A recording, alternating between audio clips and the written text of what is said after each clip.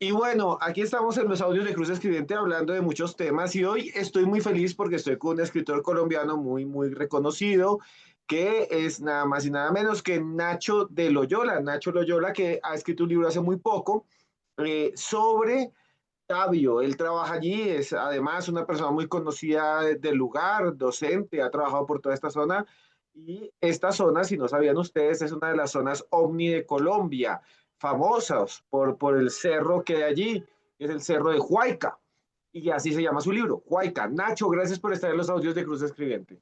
Hola Esteban, pues para los que no me reconozcan por este seudónimo que es el que utilizo en mis redes sociales, mi nombre es Jorge Ignacio Garnica, soy escritor colombiano y te agradezco muchísimo la invitación, Esteban, muchísimas gracias. Nacho, comencemos de una vez, empecemos de una vez. Has escrito este libro que se llama Huayca. ¿Qué es Huayca y por qué es tan misterioso?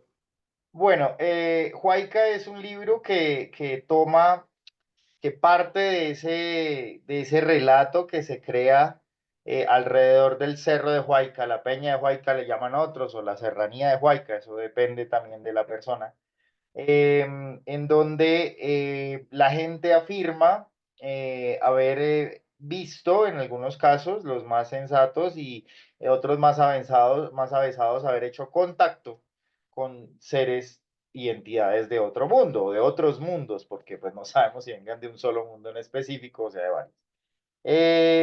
Ese relato tiene una historia acá en Tabio, de la que yo me imagino que hablaremos ahorita. Tiene un porqué, ¿no? Ahí hay un punto álgido de inflexión ahí. Y digamos que de alguna manera sirve para justificar muchos fenómenos que no podemos explicar, que ocurren allá, porque, digamos, ya saliéndome del escritor y ya como habitante del municipio, sí he vivido y experimentado cosas no tan avesadas como cuentan otras personas, pero sí he visto cosas, digamos, las 2 o 3 veces que fui a acampar y desde acá, desde el pueblo, muchas veces fenómenos que es difícil de explicar, digamos, de una manera efectiva y concisa. Entonces escribí esa novela de pronto explorando un poco ese relato, explorando pues uno de los casos más mencionados, uno de los casos más mediáticos que hubo sobre abducciones en Colombia, que ocurrió acá en Tabio. Y pues a partir de eso creé una ficción novelada que estamos pues lanzando este año, la lanzamos ahorita el 11 de mayo en la Feria Internacional del Libro de Bogotá, y de la cual tú muy amablemente y de una manera muy, digo yo, generosa, hiciste el prólogo, entonces te agradezco mucho esa parte. Nacho, Gárnica, empecemos a hablar un momentico porque mucha gente no conoce de ese famoso caso antes Sí, para hacer esa introducción, porque muchos de los que los escuchan les encanta el misterio, saben de encuentros sí. ovnis, saben de Roswell, saben de muchas cosas, pero no saben de este caso que es tan famoso que es el caso de Tabio. ¿Nos puedes contar un poco ese caso famosísimo histórico que tiene que ver con otra población que se llama Pitalito para que la Sí. gente conozca un poco la historia? Bueno, ese caso es bien interesante y es un caso del que se ha hablado mucho, sobre todo porque este personaje resultó al final siendo o tratando de explotar ese relato para lucrarse, pero ocurre empezando en los 90, ocurre empezando en los 90, desaparece un hombre que era campesino en las inmediaciones entre Tabio y Tenjo y aparece en Pitalito, Huila, ¿sí? Afirma haber sido abducido por un objeto de otro mundo y pues llega este señor con un mensaje, pero es un mensaje bien particular porque él traía 3 cartas, o sea, 3 cartas que ellos le dictaron en su mente porque decía este señor que le hablaban en su mente.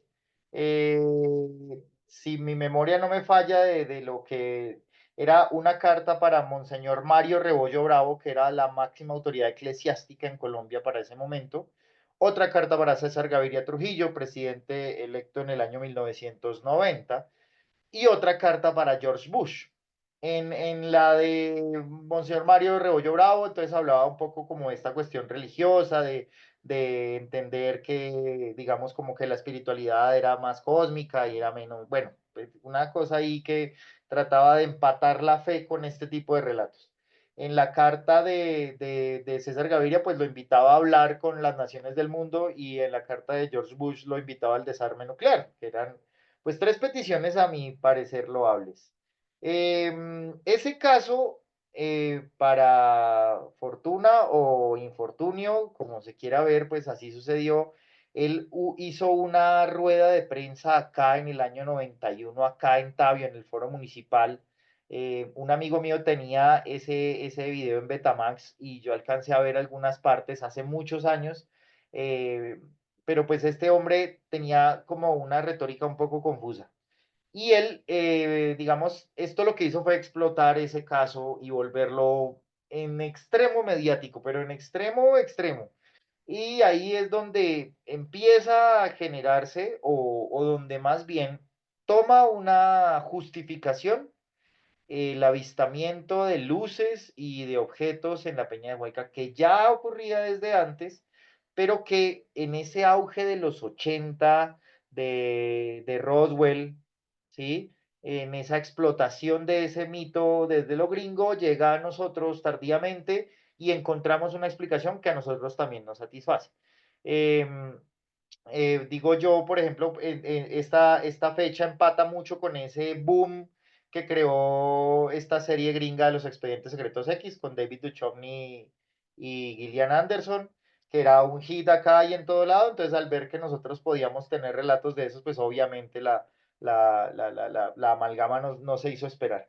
Ese caso se hizo muy mediático y de ahí empezaron pues entonces los relatos a tomar otra forma, porque la forma que tenían antes de eso era una forma un poco más ancestral, menos sci-fi y un poquito más hacia lo real maravilloso de Carpentier, si tú lo quieres ver así, como expresarlo como en términos de mitos, de leyendas, de la patasola, de todo esto, ¿sí? Aparecían luces en el cerro y la gente decía, esos son huacas, eso es la patasola, la bola de fuego, en fin, los mitos ancestrales del folclore con los que nos criamos, y en este auge tecnológico de los 80 se reconstruyen esos mitos y se crean otras explicaciones para el mismo fenómeno, y este caso de este señor le da el empuje, pero bestial, a esa vaina mediáticamente, entrevistas, columnas en el periódico, un montón de cosas. Este man adopta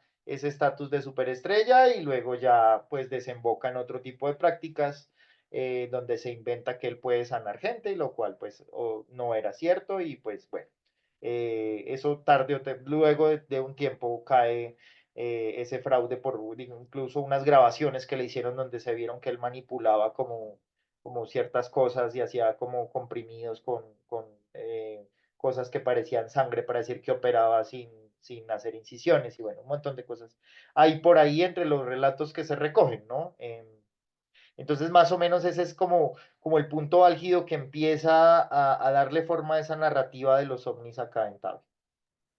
Sí, o sea, este caso que es muy famoso es de ese señor Luis Eberto Rodríguez, que Sí, por allá en 1990 dice que fue secuestrado por un ovni allá en Huayca y que sí, apareció en el Huila en menos de sí, un media hora o algo así, y que, sí. como tú dices, traía unas cartas extrañas con un mensaje Ujú, para la humanidad, y que esas cartas eran para un monseñor, un sí, presidente, para George Bush. sí, Suena un poco demente, ¿no? Y era un lenguaje como muy mesiánico, era como una persona que además desapareció después, o sea, nadie sí, sabe muy bien claro. qué le pasó a este señor, pero Acá sí tuvo, no tenemos idea de su paradero, no, él no volvió a aparecer por acá. pero sí causó un impacto muy grande en toda la población. Y como tú decías, antes en la población y en la zona se hablaba de luces, pero decían que eran espantos, almas en pena, espíritus, Sí, incluso hablaban de duendes que allá le hacían moños a los caballos o que le ujú, hacían de alguna manera trenzas, pero no se hablaba mucho del fenómeno ovni. Y después de ese caso es que el fenómeno ovni se vuelve súper famoso en la zona, va mucha gente de todo el mundo. Hay los restaurantes, cuando tú vas a Tabio y Tenjo, muchos tienen un alienígena o Sí, dibujan ovnis, los incluso murales, los murales. Hace parte sí, ya de la cultura popular, ¿no? sí, y yo recuerdo, y te quería preguntar por eso, recuerdo muchísimo que incluso una vez fui a un colegio, tú eres docente, y dentro Sí, de las cosas que ven en el colegio es que los muchachos habían hecho un mural con un alienígena y allí, entonces es como ya parte de la identidad de la zona y se han ido a vivir un montón de ufólogos, ¿no? Personas que les sí. gustan los ovnis, compran una tierra, construyen su casa y se van a vivir allá, ¿no? Entonces te quería preguntar, ¿cómo ves eso? ¿Cómo ves ese fenómeno? Y porque todo el tiempo además ahora la gente dice que hay nuevos avistamientos, que iba por allí en la carretera y vio hacia arriba una luz, los campesinos también hablan Sí. frecuentemente de eso, ¿no? Bueno, yo siento que uno tiene que, digamos, asumir, digamos, esto con mesura, y es que hay relatos de relatos. Pero yo en decir, digamos, si un relato es verdadero o falso, no me meto, sino que yo veo como hallo el relato en el narrador y en lo verosímil que lo hace, porque hay gente que de verdad narra cosas que unos de verdad se come el cuento y otros que de verdad es muy difícil. Pero pues nosotros en este asunto de la escritura, yo creo que tú compartes esta opinión conmigo, nos interesa es el relato, es ver la gente, qué es lo que cuenta y cómo lo cuenta y cómo fue su experiencia. La persona vio una luz allá arriba y se imaginó un extraterrestre, se imaginó una nave espacial o se imaginó un espanto de los tradicionales. Eh, yo, por ejemplo, soy muy amigo de un concejal acá del municipio que es esposo de la bisnieta del Moán, del señor que era el Moán de Huayca, que murió centenario y murió centenario y se levantaba todos los días a ordeñar y murió fue porque lo pateó una vaca y no porque la vejez hiciera pues obviamente, claro, si estaba achacadito porque tenía más de 100 años, pero él era esa persona que ellos veían en el monte, cuidando el monte y decían el Moán, y era el verdadero Moán, era él, era una persona con cédula, con documento de identidad. Entonces, esos relatos van cambiando, digamos, de persona a persona. Yo recuerdo acá digamos ahí, pues hubo una vez, hace muchos años cuando yo era pequeño, pues que se posaron como cuatro lucecitas ahí sobre Huayca y se movían levemente, pero tenían ese amarillo de los bombillos viejos. Recuerdo mucho que era como con lo que yo lo asociaba, con esa luz amarilla del bombillo viejísimo. Y narrar eso para uno de joven, pues es muy bacano porque uno, pues, tú sabes, en la adolescencia, entonces todo lo que sea misterio, susto, terror es un objeto de total atracción, hasta de obsesión. Ve uno eso, pero también ve, por ejemplo, lo que vino a hacer acá una periodista de la revista Vice, y entonces crea este artículo donde la llevan allá a una convivencia cerca a la peña y entonces abajo tienen una fiesta con reggaetón y entonces el guía les dice que los extraterrestres no vienen porque no les gusta el reggaetón. Pues es que eso sí, ya defender esas cosas es muy fregado, es muy fregado.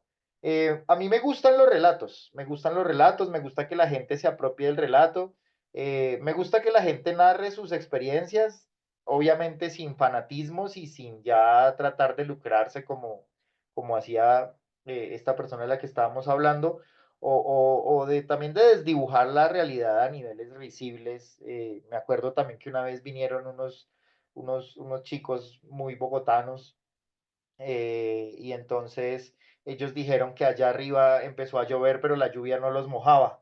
Entonces que era una lluvia mística y que todos se sintieron muy bien y que sentían una voz que les hablaba.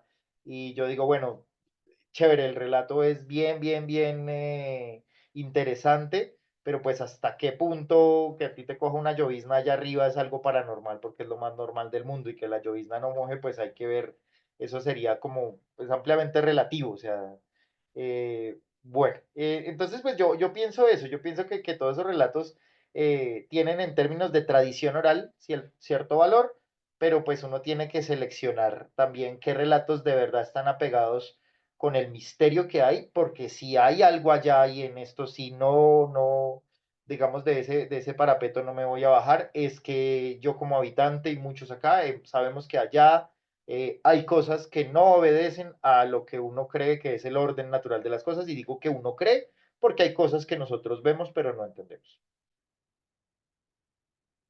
Y eso te quería preguntar, tú hiciste una investigación para tu libro que se llama Huayca, lo invitamos a Sí. todos para que lo consigan, lo pueden conseguir en cualquier librería de Colombia, los que están por fuera lo pueden conseguir también allí en formatos digitales, ¿no? Huayca, que tú eres el autor. ¿Cuánto tiempo duraste investigando? Y dentro de esas investigaciones que hiciste, porque eres un autor de ficción, pero también eres un investigador, tienes que investigar Ujú. para hacerlo. Dentro de eso, ¿qué fue lo más extraño que encontraste? Y que la gente va a Bueno, ver también. sí, pues es que mira, ahí hay digamos que acá lo que para mí tiene mucho valor, insisto en esto, es el relato. Entonces, pues yo encontré muchos relatos de gente que afirmaba haber visto cosas y haber sentido cosas allá arriba, pero pues entre los relatos que a mí más me llamaron la atención eran los relatos sencillos. Hay cosas que nosotros ahorita perfectamente podríamos explicar. O sea, tú ves una lucecita, la que veíamos nosotros en los 90, que era una luz, como te digo, de ese color amarillo que le daba vueltas a la peña, y ahorita podría fácilmente ser un dron, fácilmente. Pero los drones siempre, o sea, con todo y que son tecnología antigua, ese acceso doméstico es relativamente reciente. En los 90 esos drones o esos vehículos no tripulados eran primero experimentales, prototipos, y no tenía la gente acceso. Tú compras un dron en Temu y te llega pasado mañana. ¿Sí? La gente no tenía acceso a eso. Entonces veía, por ejemplo, los relatos de la gente que cuanto más cerca vive a la peña, más detallado es el cariz del relato sobre la luz. Entonces, la luz que nosotros veíamos acá, amarillo pálido, ellos allá, no, pero esa luz cambiaba, ¿no? Bajaba y subía y cambiaba de colores. Unos no escuchaban nada, otros escuchaban como una vibración, pero era una vibración de esas casi imperceptible, entonces es algo que tú crees que escuchas o no escuchas. Un grupo de muchachos que subieron una vez y me lo contaron todos, cada uno por su parte, de una manera tan compacta y como tan convencida, que ellos llegaron allá y había un man de esos mochileros que venía del sur, no sé si de Argentina o Chile, y él traía una grabadora análoga, o sea, esta que tú grabas sobre un rodillo con manivela, porque, y él sabía, todos le preguntaron, ¿y eso por qué? Dijo, porque ustedes así lleven sus grabadoras de cassette pequeñito, no van a poder grabar nada. Y, y en efecto, cuando empezó a ocurrir el fenómeno, entonces este man empieza a darle manivela a eso y a grabar como la vibración y todo se apagó, como una especie de pulso electromagnético. Alguien les dijo, como este señor era como ya vaquiano en esas lides, que el que no tuviera miedo que fuera, y fueron muy poquitos, como bajaron una ladera en donde se posó la luz, y allá ellos vieron cosas que después no quisieron contar. De los que se quedaron, que fueron los que me contaron a mí ese relato, o sea, es un relato contado y recontado, y tú sabes que eso al relato le sube y le baja. Pero me lo contaron tan calcado que a mí me parecía sorprendente, y sobre todo como que yo sentía en ese tono ese convencimiento. O sea, ellos de verdad subieron allá en una fecha específica sabiendo que iba a pasar algo, y ese algo pasó. Y en el momento en que debían dar un paso, les cuestionaron su miedo y les dijeron, si tienen miedo no vayan, y muchos no fueron porque temieron. Entonces yo decía, armarse una película tan grande para decir al final que usted tuvo miedo y no fue, eso no empata con lo que un charlatán haría. El charlatán te diría que se bajó un extraterrestre con armadura y sacó una espada y cortó cabezas, o les ofreció un cáliz con un agua de la vida que los hizo inmortal. El charlatán te echa el cuento. Pero el charlatán no te dice que llegó hasta allá y vio todo para correrse. Y eso que cuatro o cinco pelados coincidieran en lo mismo, y sí, este man estaba acá y él hizo eso y él hizo eso y él hizo eso. O es una vaina muy bien montada que tampoco se puede, digamos, negar tajantemente, pero yo siento que digamos que ese relato lo dije como, este es muy interesante porque es que lo cuentan con una convicción tremenda. tremenda. Entonces, ese relato me gustó muchísimo y siento que ellos lo narran como con una espontaneidad, una naturalidad que en estos casos es atípica de encontrar. Y Nacho, eso es lo que yo veo en tu libro y tú has recogido en la investigación y en las voces ya no de estas personas como tú dices, que vienen y que dicen que son contactados, sino las voces de personas que no salen en medios de comunicación, Sí. gente que vive allá, estudiantes, sobre todo siento mucho eso, personas que viven por allí, que te cuentan esas historias, ¿no? Que no son, digamos, los investigadores ovni o los que van a hacer notas de prensa y lo que tú muestras en esa, les recomiendo que busquen Huayca y que la lean. Lo que tú muestras es como el impacto y lo que vive la gente allí, no tanto es como esa cosa espectacular que se logra a veces cuando un lugar se vuelve así, ¿no? Un lugar mediático por ello. Y te quería preguntar eso, es muy común ya tú como habitante y como persona que estaba en la zona, es muy común que la gente te narre, te cuente esas cosas, que los estudiantes que te cuenten eso que más te han contado, si tienes alguna historia que nos puedas contar que te ha sorprendido un poco. Sí, pues cuentan eso y cuentan, digamos, pero no en ese afán como tú lo dices, como de buscar pantalla o de hacerse famosos o de generar vistas, porque ahora todo es una transacción mediática y qué pereza. Sino como de un afán muy natural. Me contaba un chico que ellos tenían, digamos, un terreno que da su achoque abajo hacia los potreros. Eso da a unas fincas, muchas fincas conectadas por servidumbres. Y es un solo caminito que es un camino privado, pero pues por el que se puede transitar para efectos de la agricultura. Ellos pueden ahí por ahí sacar siembra y todo eso. Y ese camino da a Subachoque, que es uno de los tres municipios que tiene jurisdicción sobre la Peña de Huayca, porque eso también hay que aclararlo. Hay un cisma aquí entre Tabio y Tenjo, que si la Peña es de Tabio, que si la Peña es de Tenjo, y eso en realidad es mentira digamos, de geográficamente hablando, es una cadena montañosa en donde tres municipios tienen jurisdicción, que son Tenjo, Tabí y Suachoque. Aclarado eso, entonces este chico me contaba que, que él veía, por ejemplo, que hacia una construcción que tenían arriba ya entrando a la maraña, donde ya el monte deja de ser potrero y se vuelve maraña, eh, él veía que en ciertas noches la luz rondaba, o sea, pasaba muy cerca de esa parte. Y ahí ellos, en esa casa, que era una casa de bloque, que era una casa que ellos querían hacer para los cuidanderos, los patrones, pero que al final abandonaron, ahí en esa casa metían 4 novillos que tenían y los metían ahí para que los novillos no aguantaran frío, como una suerte de establo, y pues para que no se los robaran, porque un novillo pues vale un billete. Entonces, que cada vez que eso pasaba, él iba al otro día y encontraba las actitudes de esos animales, pero completamente salidas, completamente salidas. Entonces, el que no se echaba, el más comelón no comía, el más resabiado estaba manso y así, o sea, él cada vez que veía eso, alteraban, cambiaba como la naturaleza, me contaba él, que él nunca supo qué era, jamás le atribuyó, de hecho, él en ningún momento en su relato me decía, este muchacho habló de naves espaciales, él hablaba era de la luz que rondaba, nunca dijo extraterrestres, nunca dijo alguien, no, no, no. Cuando baja esa lucecita, los animales, uy, eso se resabian tremendamente, y habla así como lo narra en sus términos, muy chévere, muy bonito. Esa es otra historia, digamos, como bien interesante, porque ahí también nos damos cuenta que no toda la gente acá que ve esos fenómenos habla de extraterrestres y habla de ovnis. Hay gente que todavía ve el fenómeno y dice, no lo categoriza, ¿sí? Sino veo esa luz y algo pasa allá y me afecta en tal manera o en tal manera. Y te iba a preguntar también, ¿cómo ha sido de alguna manera la recepción de ese libro en la comunidad, en la gente que te rodea?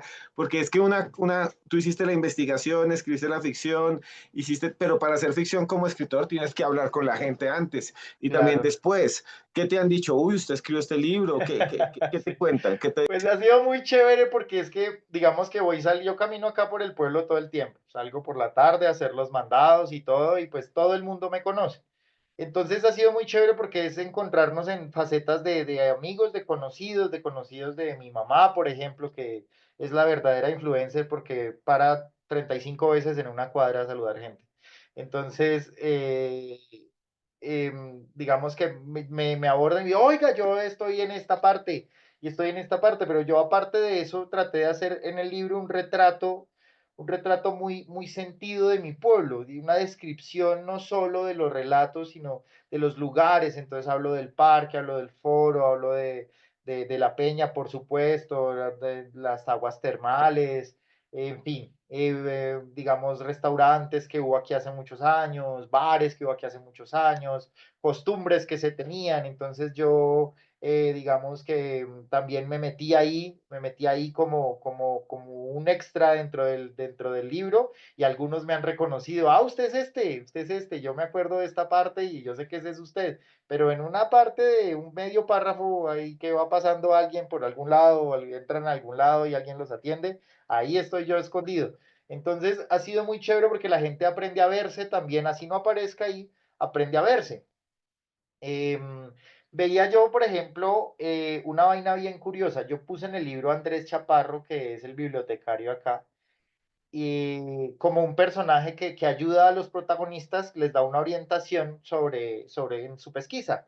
Y es bien curioso que él, y esto no lo pensé, fue pura casualidad, haya tomado una foto acá en Tabio que se hizo muy célebre porque al parecer aparece un objeto que obstruye el sol en esa foto y que mucha gente asocia con un ovni por la forma, porque tiene esta forma ovoide, como alargada, como muy aerodinámica, que es la forma, digamos, que nosotros creemos que es la forma que tendrían los platillos voladores cuando se habló de eso, que ya es un término como anacrónico. Pero él toma esa foto, tomó una foto como el que le toma una foto a un paisaje y se atravesó ese elemento entre el sol y la cámara y se ve la silueta, pero nítidamente, y es una foto que incluso tuvo prensa y toda la vaina. Entonces, esa parte pues me parece también bien interesante.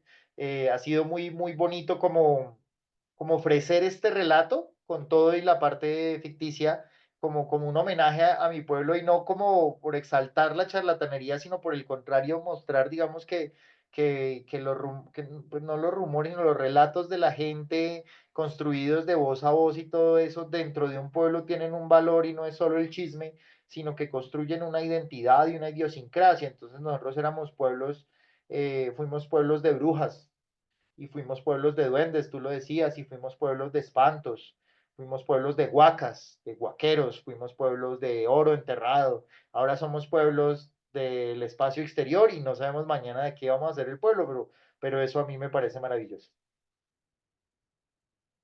Y quería preguntarte justo sobre eso, porque tú también, ahí se nota mucho tu esfuerzo por reconstruir el pasado. En el libro estás escribiendo un poco como esos retratos del ayer, también de la leyenda. Y quería preguntarte por eso, sobre ya no las apariciones de ovnis ni lo que me has contado, sino esas leyendas que nos has mencionado, porque pues muchos de los que nos están viendo, sin hacer ningún spoiler, vayan y busquen el libro de Huayca, deben estar interesados por lo que acabas de decir, porque también dices, Sí. bueno, aquí también se hablaba de esto, se hablaban de las huacas que están ahí muy presentes. ¿Nos puedes contar un poco? Pues imagínate que acá hay un mito que dice que la Peña de Huayca no es en realidad una montaña, una meseta como se cree, un pico, sino un volcán, ok, hay suelo volcánico. Eso es un relato que tiene, no es mentira ni es verdad, vamos a decir que es algo inexacto, porque aquí sí hay un yacimiento subterráneo de agua que sale a 90 grados de temperatura, que es la que alimenta los baños termales. Para todos los que nos escuchen y conocen los termales de Tabio, les quiero decir que los termales de Tabio no son calentados artificialmente, son enfriados artificialmente. Toca meterles agua del río, porque si usted se mete en el agua como sale, se achicharra. De hecho, ocurrieron accidentes acá, dos accidentes fatales, desafortunadamente, en la historia del municipio. Figura en esa historia, yo no voy a negar eso, porque eso sucedió acá hace muchísimos años, y en que las personas cayeron al pozo madre, si es que se puede decir, y ahí el agua sale de un nacedero subterráneo a 90 grados de temperatura, es agua que sale en esa temperatura por el contacto con el subsuelo de la Tierra, con el magma y con, bueno, otro tipo ¿cómo decirlo?, de suelos, de subsuelos que hay que geológicamente no conozco mucho. Entonces no es un volcán, pero algo tiene por ahí, ¿sí? Es decir, hay una entrada directa por donde pasa un río subterráneo y es el nacedero de las aguas termales. Esto no es, digamos, carreta de nosotros. De la Peña siempre se dijo que, que algún día se iba a abrir. Ese era un relato que había aquí, que algún día se iba a abrir y que al abrirse iba a ofrecer un tesoro. Algunos hablaban de una gallinita de oro, otros hablaban de unos muñequitos de oro, otros hablaban solo de oro. Y que si alguien tomaba ese tesoro, iba a llover tanto que se iba a inundar todo el municipio hasta la punta de la peña, que eso era lo único que iba a quedar por encima. Entonces, por eso no, y luego ese relato tomó una afiliación religiosa, entonces decía que la peña que no se iba a abrir en un futuro, sino que se abría todos los viernes santos. Entonces ya le metieron religión al sancocho y se empieza a crear esa amalgama de relatos, hermano, de relatos prehispánicos con relatos religiosos, católicos, y uno crece escuchando ese tipo de cosas con los compañeros en la escuela. Es por lo que te digo, a mí me encantan esos relatos. Lo que pasa es que hay que asumirlos objetivamente como lo que son, relatos. Nadie le iba a decir a los hermanos Grimm, pero es que ustedes no se han encontrado nada en el bosque, porque seguramente no, o seguramente sí, va uno a saber, pero uno toma el relato como lo que es, como un relato. Entonces, es la historia que me está contando y por sí tiene valor. Hemos tenido muchas historias, yo afortunadamente pude abordar también esas historias de las brujas en mi novela anterior a esta, en Pájaros Negros, y hablamos también en esa novela, abordamos esta parte de los amarres y esta parte de las huacas, porque aquí también se habló mucho de las huacas, se habla de esas fincas, digamos, de las veredas en donde está esa arquitectura colonial con paredes así de gruesas de bareque, que guardan cosas adentro, que se sienten huecas, que los dueños temen abrirlas, pero que escuchan cosas en la noche. Entonces, esos relatos a mí me encantan y he podido explorarlos y lo que te digo y lo que tú decías también con la pregunta, lo que implicabas es que sí, es que no somos un municipio que se enmarque una comunidad, un pueblo, es más bonita la palabra, enmarque en el relato de los extraterrestres, sino en muchos relatos. Somos una madeja de relatos hermosísima y relatos de todo, de relatos de cosas que sucedieron, como, no sé, el día que un bailarín se cayó de la tarima, o de cosas que no sabemos si sucedieron, como un señor que dijo que se lo llevaron los ovnis y lo soltaron en Pitalito. Y volviendo a eso, este señor Luis Alberto Rodríguez no era de la población, o si No, era de la... No. no, él venía de Machetá, creo que, no, si no estoy mal, es que la fonética del nombre me confunde.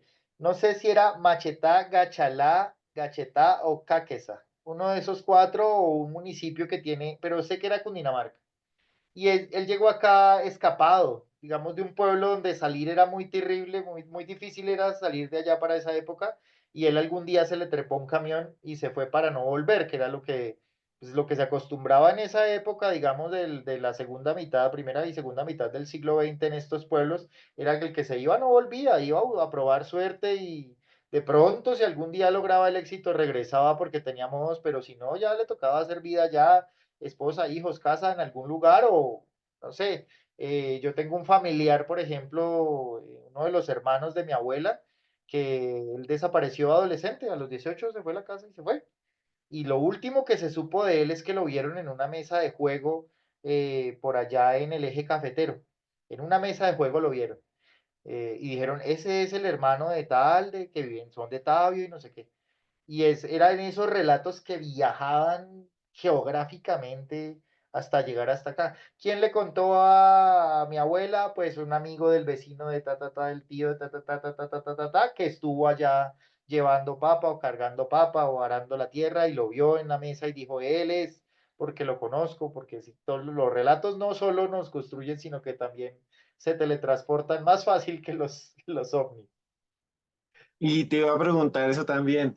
Y en la actualidad, o sea, ya hemos hablado de lo que decían antes, de las leyendas de antes, de lo que te habían contado, de lo que tú mismo viste, pero en la actualidad siguen sucediendo cosas, siguen contando cosas, o se volvió simplemente como un lugar de peregrinación, turismo, ¿qué ha pasado con Tabio en estos años? Porque yo veo muchos reportajes, siempre hay un reportaje de un Sí. noticiero, siempre hay un reportaje de estos programas también paranormales, pero, pero ¿qué ha pasado con la gente de Tabio? ¿Ellos nos cuentan esos relatos o simplemente es algo que viene de afuera? Bueno, mira, yo no sé si fue porque yo crecí y mi percepción cambió, pero yo sí sentí que la peña en cierto momento, después de la llegada de este nuevo siglo, como que sí, se silenció un poco en términos de fenómenos. Pero en contraprestación fue cuando más moda tomaron este tipo de relatos. Entonces les tocó venir a escarbar relatos viejos y por eso es que cada tantico se pone de moda Luis Eberto, porque les tocó venir a escarbar relatos viejos y a reencauchar cosas, porque sí hubo como después, yo siento que es para esa época, pero pues no te digo, no, es que el milenio cerró la entrada, no, no, no, eso sería carreta mía, pero yo percibo, y esto es una percepción nada más, que sí hubo como un silencio, digamos, en términos de esos avistamientos, hasta hace muy poco, y te digo, hace unos 5 años, que yo otra vez he empezado a percibir y he empezado a ver otra vez cosas por allá. Pero, pues lo que pasa es que ahora, digamos, con la tecnología y lo que hablábamos ahorita del acceso, digamos, democrático a la tecnología, si se quiere, ya plantea otras alternativas. Entonces, lo que no era fácil de explicar en los 90 hoy sí es muy fácil de explicar. Pueden ser proyectores, láseres, lo que hablábamos de drones, bueno, pueden ser infinidad de cosas. Pero yo sí recuerdo la última vez que yo vi la lucecita rondando y la lucecita extraña que yo ya la tomamos es como cuando tú ves una estrella fugaz, no pides un deseo, pero dices como, ay, qué bacano, como que es como un guiño ahí del universo, como, mire, ese regalito, usted lo vio y eso duró una fracción de segundo, es lo mismo. Ves la lucecita ahí rondando y sabes que eso va a durar segundos nada más, entonces tú aprovechas y, ay, vea, pues chévere, se me apareció porque uno también es ególatra en ese sentido, y se me apareció, no, se le apareció a los que alcanzaron a verla. Hace como 2 o 3 años vi la lucecita y me acuerdo que iba para Palo Verde a la casa de un amigo a tomarnos unas cervezas y en el camino entrando por una servidumbre, es una veredita, ya es muy oscuro y no hay alumbrado público, yo siento que la contaminación lumínica también ha difuminado esos avistamientos y entonces lo alcancé a ver, y lo alcancé a ver bien. Y dije, vea, pues, otra vez volvimos a las andadas. Siento que esto ha tomado, pero hubo también, es que hubo cosas, por ejemplo, que nos hicieron mucho daño y te lo tengo que decir. Ese teatro que montó acá, y lo voy a decir yo, y esta es mi opinión, y no te compromete a ti, pero ese teatro que montó Rafa Taibo allá arriba, sí, o sea que no, que se les apareció uno de los soldados, que era en la taxonomía de los extraterrestres, ese que tenía los ojos así, ese era el soldado, el que tenía los ojos hacia arriba, ese era el guerrero, como comparándolo con un panal de abejas, ese era el zángano, y entonces que los estaba acechando. Subieron y bajaron y no vieron nada y cogieron cualquier fotometraje ahí del video y en donde hubo una pareidolia, ¿sí? Entre las hojas del follaje, que eso le puede pasar a todo el mundo, vieron algo que se parece, pero en las mayores fantasías de ellos, a una cara, y eso lo pasaron por televisión nacional a las 8 de la noche. Entonces, ¿qué pasó? Pues todo el mundo ya no éramos el pueblo de los avistamientos, sino que acá estábamos hundidos de ovnis. Y vino un poco de gente a frustrarse acá porque no pasaba nada. Y es que tampoco entienden que primero eso no es lo que la gente cree, que no es de verdad que sea un aeropuerto extraterrestre donde sí, los pasajeros con destino a Júpiter, por favor, abordar en el Cerro 6. No, eso no pasa así, no es de esa manera.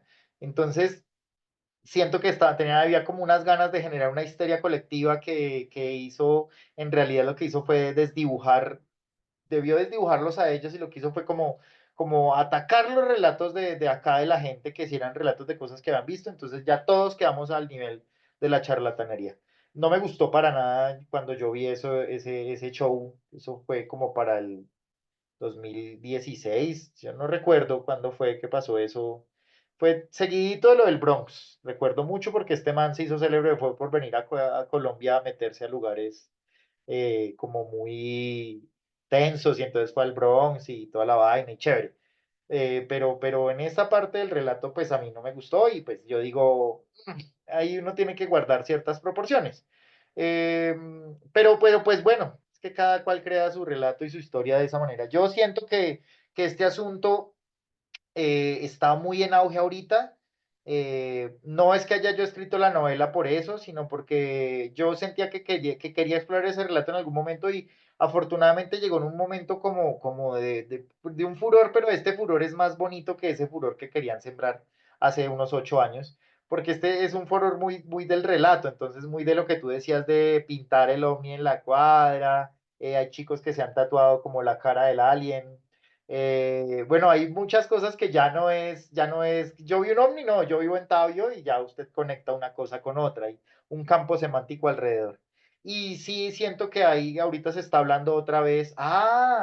Hace 20 días salió un video en YouTube de un avistamiento de una persona que estaba, un observador de aves que había puesto una cámara trampa y se ve un objeto pasar muy rápido, él lo pone pues en la cámara ultra hiperlenta así fotograma por fotograma, pero es muy difícil de captar. Sin embargo, sí pues es un objeto raro, es un objeto extraño que genera interés. Eso pasó hace como 20 días y, pues lo vi acá por las redes de los amigos de Tabio que subieron y todo eso. Es lo último, digamos, lo más reciente en avistamientos que tenemos. Eso, entonces por eso te digo que el tema tiene sus hiatos, pero vuelve y como que toma furor. Y es realmente impresionante todo lo que nos has contado. Yo quería preguntarte ya para finalizar, eh, si puedes invitar a todos los que nos escuchan en este momento a que busquen tu libro, dónde lo pueden conseguir, qué mensaje les quieres decir así como para que les dé ganas de leerlo. Y bueno, gracias por estar aquí y por contarnos esas historias tan sorprendentes de ese lindo lugar de Colombia que es hermoso nada más. Es aquí en la sabana de Bogotá, es lo poco que queda de la sabana, ya toda quedó destruida. Y es lo poco que queda en esa zona de cómo era antes, todavía con humedales, con bosques, incluso con venados. O sea, realmente Sí. es impresionante. Bueno, los invito entonces a visitar a Tabio, a visitar Huayca con mucha responsabilidad, con mucho respeto por el monte, por la ecología. Si van a ir, suban por favor acompañados, no boten basura. Y sobre todo valoren los relatos de la gente y asúmanlos de manera objetiva, porque siempre pues alguien, si ustedes quieren venir acá y quieren preguntarle a la gente, seguramente el que busca encuentra y van a encontrar un relato, pero entonces asúmanlo como lo que es, como un relato, ¿no? Como algo, una experiencia que pasa de una persona a otra persona y ya. Los invito también a leer Huayca, a todos los que les haya generado interés y a los que les guste este tema. Es un libro, como les digo, es una ficción novelada basada, digamos, en lugares y en personas reales. Hay personas reales y lugares reales que se sitúa acá en Tabio. Lo pueden conseguir en librerías a nivel nacional, pero ahorita en este momento disponible en la web de Calixta Editores, en calixtaeditores.com, y ahí lo compran y se los hacen llegar a la casa. Eh, y pues si vienen de pronto acá, Tabio, traen el ejemplar, me buscan ahí por redes sociales y yo siempre estoy pendiente, entonces les contesto y hasta nos podemos ver y se los puedo firmar, claro que sí, con muchísimo gusto lo haré. Eh, y les agradezco mucho a todos, a ti Esteban, por haberme invitado. Les envío un saludo muy grande a mis coterráneos de Tabio y quiero cerrar con esta frase tan famosa de la gente Mulder en Los Expedientes Secretos X. La verdad está allá afuera.